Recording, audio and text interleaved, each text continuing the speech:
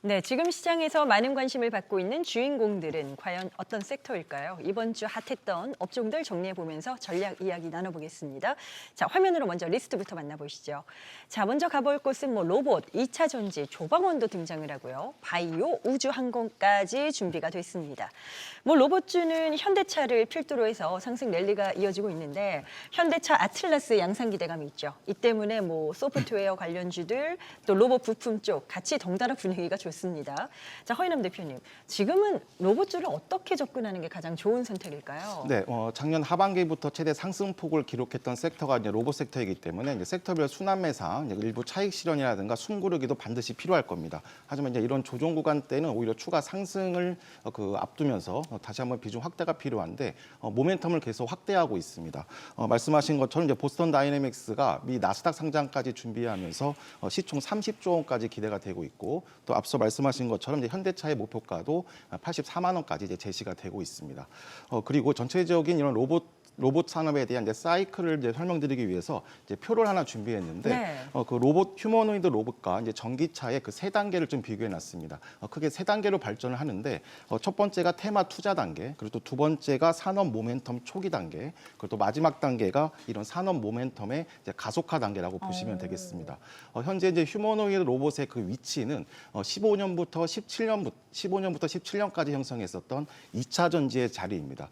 따라서 지금 아직도 중장기 추세상으로는 오히려 양산 시작 등 본격적인 아직 가속화 단계가 전이기 때문에 이런 좀 의미 있는 조정이라든가 그런 가격 조정이 나오면 오히려 비중 확대로 접근하는 전략이 필요하겠습니다. 네. 비중 확대까지도 앞으로의 더 가능성도 계속해서 이제 더 좋게 보시는 건데 이동우 대표님은 어떠세요? 동의하시는 부분이 많으실지도 궁금한데요. 네, 여기서 더해질 얘기는 중국 쪽의 상황도 지금 좀 긍정적으로 많이 보여지는데요. 네. 작년에 이제 로봇 부품의 이제 가격들이 대규모적으로 하락을 하면서 중국은 양산 단계, 로봇 양산 단계를 지금 진입을 시켜놨습니다. 결국 이제 그게 전체 로봇주 랠리가 테마성이 아니라 글로벌 AI 산업 확장 흐름과 맞물려서 중장기 성장 기대를 할 수 있는 과정이라고 좀 보여지는데요. 변동성 확대 이후로는 옥석 가리기가 중간중간 생기긴 하겠지만 결국 이제 국내 대기업 투자들도 계속적으로 로봇주들의 약진을 도와주고 있는 상황이다 보니까 삼성전자의 레인보우 로보틱스, SK텔레콤의 시메스, 그리고 LG전자는 로보스타, 두산그룹은 이제 두산 로보틱스 등 대표적으로 투자 확대로 인해서 중장기적인 안정적인 성장이 가능할 수 있는 그런 모멘텀을 가진 종목들을 투자하시는 것도 좋은 방법일 것 같습니다. 네, 첫 번째로 살펴본 섹터가 로봇이었습니다. 다음으로는 이제 2차 전지로 넘어가 보도록 할 텐데요. 이번 주 휴머노이드 로봇의 핵심 부품으로 이제 배터리가 주목을 받았죠. 그러면서 2차 전지가 함께 관심을 받았습니다. 특히 전고체 소재 쪽, 이쪽 종목들을 중심으로 해서 또 관심이 높았는데 김영구 대표님, 이제 이쪽 상승이 좀 나왔잖아요. 네. 분위기를 계속 좀 탈 수 있다 보세요. 네, 탈 수 있습니다. 1월 22일 날 움직임을 보면 전고체 쪽이 강하게 아주 빠르게 급등하는 모습을 볼 수 있었죠. 오랜만에 볼 수 있었던 상황이고요. 대표적인 종목들이 배터리 셀 쪽에서는 LG엔솔이라든가 삼성 SDI가 눈에 띄었고요. 소재 관련 쪽 중소기업들 중에서는 레이크 머티리얼이라든가 롯데에너지 머티리얼, 그다음에 이수 스페셜티 케미컬 이런 종목들이 이제 급등 양상이 좀 나타났어요. 네. 근데 이들 종목들뿐만이 아니라 반도체 로봇주 급등할 때 숨죽여 있던 소재의 대장주라고 할 수 있는 에코프로, 에코프로비엠, 포스코피처엠, LNF. 제가 항상 여러분들에게 2차 전지 얘기할 때 주도 개념으로 말씀을 드리고 있죠. 이런 것들도 동시 패션으로 같이 올라갔다는 얘기입니다. 그렇다면 따라서 2차 전지의 전고체는 지속적으로 봐주셔야 되는 새로운 어떤 산업이라고 보셔야 될 거고 거기에 덧붙여서 광물 자원주인 포스코 인터까지 합쳐서 소재 대장주, 광물 자원주, 전고체 이런 식으로 세 가지를 같이 보셔야 되는 상황이 됐다는 거죠. 그래서 지금부터라도 이런 종목들을 잘 조정 구간을 통해서 마침 23일 날 잠깐 조정이 들어왔는데 이런 구간은 여러분들이 잡아줄 수 있는 좋은 기회라고 생각을 해요. 그래서 목표치는 지금에 있는 가격보다 훨씬 더 높은 가격이 있기 때문에 겁낼 필요가 없어요. 또 유동성 장세가 펼쳐지고 중소 종목들로 이제 확산이 되면서 코스닥 시장도 올라가게 되거든요. 네. 그럼 이런 종목들이 그 대타로서 움직일 수 있는 가능성. 그동안은 대형주가 움직였다면 이제는 이런 소재 관련주 이런 쪽들도 충분히 코스닥 시장에서 올라갈 수 있는 개념이 된다. 따라서 목표치 높으니까 사자 이런 개념으로 보시면 되겠습니다. 크게 걱정할 단계가 네. 이미 아니다 이렇게 보신 건데 김지인 대표님은 어떠세요? 지금 2차 전지 쪽의 본격적인 그 랠리 가능성 이 부분에 대해서 어떤 의견이실까요? 예, 말씀해 주신 부분에 저는 이제 동의를 하고요. 네. 거기에 이제 더해서 저는 2차 전지의 그 본격적인 랠리 재현 가능성까지 강조해 드리겠습니다. 가능성이 높다. 네네. 네. 왜냐하면요, 작년부터 그 지속 강조해 드렸던 이 부분들, 캐즘 완화, 그리고 AI 인프라 확장에 따른 ESS 고성 장세, 그리고 휴머노이드 로봇, 그리고 드론, 산업 자동화 영역까지 2차 전지도요, AI 시대를 맞아서 본격적인 AI 수혜를 입는 새로운 전환점에 진입했다고 저는 판단하기 때문입니다. 또한 리튬 가격 역시 작년 6만 위안대 저점을 그때 찍어주고요. 최근에 16만 위안대까지 급등을 했습니다. 이것은 바로 소재 기업들의 실적에 매우 긍정적으로 반영이 될 것입니다. 결론적으로 말씀드리면 지금도 여전히 싼 저평가 구간으로 판단하고요. 때문에 적극적인 매수에 들어가야 될 시점이고 또한 2차 전지는 섹터 성격상 아까 그 동시 패션이라는 말씀도 해주셨는데 항상 전체적으로 함께 움직입니다. 때문에 삼성 SDI와 LG 에너지솔루션 등 이 셀 제조사 그리고 LNF와 에코프로 BM 등 이 소재 공급사 등 이 여러 종목에 분산 투자하는 것이 사실은 평균 이상의 수익률 제고에 유리하다는 의견을 드리겠고요. 네. 다만 이제 탑픽을 굳이 꼽자면 삼성 SDI와 LNF를 각각 제시해드리겠습니다. 네, 가장 또 선호하시는 종목군까지 들어봤습니다. 다음으로는 가볼 섹터가 조방원입니다. 조선부터 좀 볼게요. 외국인 투자자들이 보니까 뭐 연초 들어서부터 조선을 아주 대거 매수하는 움직임들이 나타나고 있습니다. 이렇다 보니까 이제 수급이 들어오니까 또 관심이 살아나고 있는데 뭐 어떨까요? 조선주 없으시다면 지금이라도 포트에 가져가야 될까요? 예, 맞습니다. 조선주는 지금도 늦지 않았다라고 제가 강조를 드리겠는데요. 네. 외국인 수급을 보면 알 수 있는데 외국인들이 올해 조선주 올해라고 해요. 1월 뭐 20일밖에 더 지났습니까? 되게 오래된 것 같은데. 예, 그 네. 상황에서 무려 하나오션을 갖다가 1조 원을 순매수했습니다. 그 외 느리지만은 삼성중공업이나 HD 현대중공업 같은 이런 종목들도 지속적으로 매집하고 있는 것이 눈에 띄거든요. 이유는 있습니다. LNG선 수주 회복이라든가 중고 선가에 대한 강세, 업황 회복 기대감, 슈퍼사이클이 이어지고 있는 거니까요. 단순한 차원의 그 실적뿐만이 아니고 진짜로 계속적으로 이어지는 중장기 슈퍼사이클에 대한 기대감에다가 플러스 미국의 마스가 협력, 뭐 이거 자체도 확실한 모멘텀으로 자리를 잡기 때문입니다. 네. 그래서 하나오션을 비롯한 조선주들 단기 조정에 들어갔지만 이건 기회라고 보는 거죠. 1월에 폭등한 것에 따른 단기 조정이니까 그러니 쌀 때 받아줘야 되는 거죠. 그래서 제가 보는 건 한화 3인방을 보십시오. 한화 3인방은 하나오션 기준으로 해서 13만 원 사이에서는 1차, 네. 만약에 12만 원 사이까지 떨어진다? 이거는 뭐 눈 딱 감고 웬일이니 하면서 주워줘야 되는 그런 상황이고요. 2차까지도 매수를 해줘야 되고 다시 이 하나오션은 15만 원을 돌파하고 신고가 갱신으로 또 갈 겁니다. 그 외에 하나 시스템과 하나 엔진이 있는데 요 주요 종목들 실적도 좋고 흐름을 보면은 계속적으로 상승하겠다는 논리거든요. 쌀 때마다 모아두세요. 뭐 예를 들어서 1월 이제 다음 주부터 시작해서 또 흐름 자체가 장중에 출렁거리는 일이 있더라도 그런 출렁거리는 시점을 이용해서 차차 모아나가시면 됩니다. 그럼 또 좋은 성적으로 여러분들에게 보답할 수 있는 종목들이라고 보여집니다. 자, 이렇게 해서 조선은 들어봤고요. 자, 그렇다면 이제 원전은 어떨까? 원전도 지금 이 대통령의 신규 원전 발언, 이 관련된 발언이 좀 나오면서 이번 주 랠리를 보였거든요. 이동우 대표님, 일각에서는 지금 단기 과열 문제점을 제기합니다. 이게 뭐 맞는 상황인 건지 어떻게 해석하고 계세요? 뭐 단기 과열로 볼 수 있는 기술적 분석에 뭐 입각하면 그럴 수 있지만 실제로 이제 올해는 체코 두코바니의 수주가 이제 원전의 수익성이 실제로 가시화되는 원년이기도 합니다. 그리고 가장 큰 문제점으로 지적이 되었던 이 정치적인 억압을 현 정부가 이제 풀려는 시도가 있었고 이번 주에 그게 나오면서 원전주 수익성은 전반기부터 이제 시작이 될 것이다라는 게 기대감이 아니라 실제화되는 그런 모습을 보였습니다.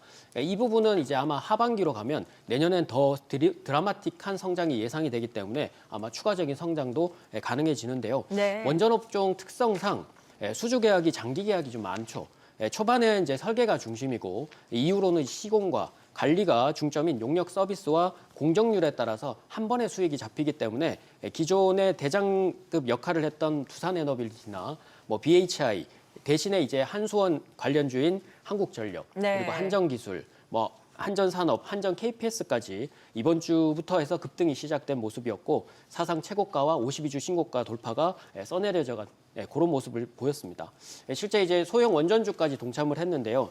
아마 소형 원전주 같은 경우 실적이 동반되지 못하거나 단기 테마성으로 좀 끝날 수 있지만 앞서 언급드린 이제 중대형 원전주들의 추가적인 상승 자리는 조금 더 염두에 두시고 재접근을 하시는 게 좋을 것 같습니다.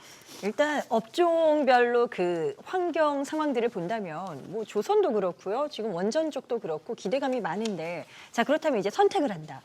이런 경우에는 어떤 쪽에 더 손을 들어주실지 이 질문은 김진 대표님께 드려볼게요.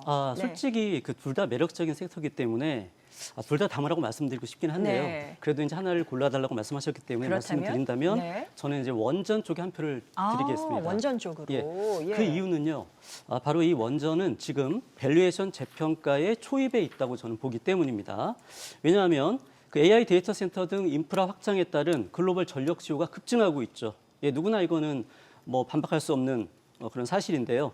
이 그 전력 수요 급증에 따른 이 공급 부족이 거의 그 유일한 대안이 바로 원전이라는 점이고요. 또 그에 따른 미국의 SMR 정책을 포함한 글로벌 탈원전에서 원전으로의 회귀를 하고 있는 것은 물론이고요.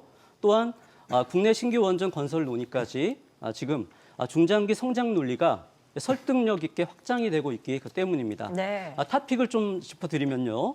대형 원전하고 SMR 그리고 가스터빈 부분까지 전 부분에서 시장 예상을 뛰어넘는 수준 모멘텀이 지속되고 있는 종목 두 종목을요. 사실 2주 전에도 신고가를 보자라고 말씀드렸었는데요.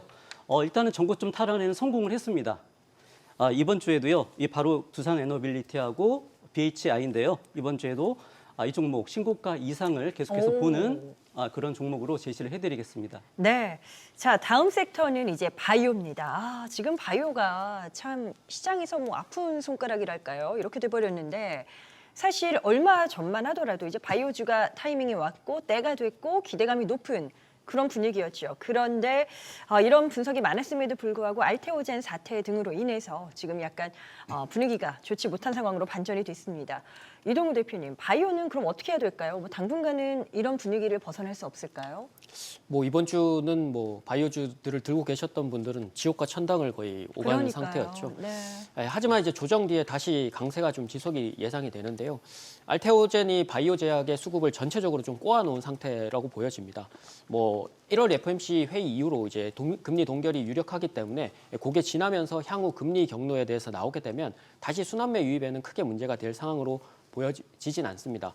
결국 이제 작년 한 해 좋았던 바이오 제약 ETF의 상승률이 가장 좋았던 부분이 이게 독이 되면서 아마 한꺼번에 좀 실망 매물이 이번 주에 좀 몰아서 나온 것으로 풀이가 되고 뭐 알테오젠의 시총이 워낙 크기도 하고 시총 순위에 따라서 연결된 바이오 제약에 출해된 물량들이었기 때문에 그게 연속적이진 않았습니다. 결국 이제 금요일 날 크게 반등이 나왔는데요.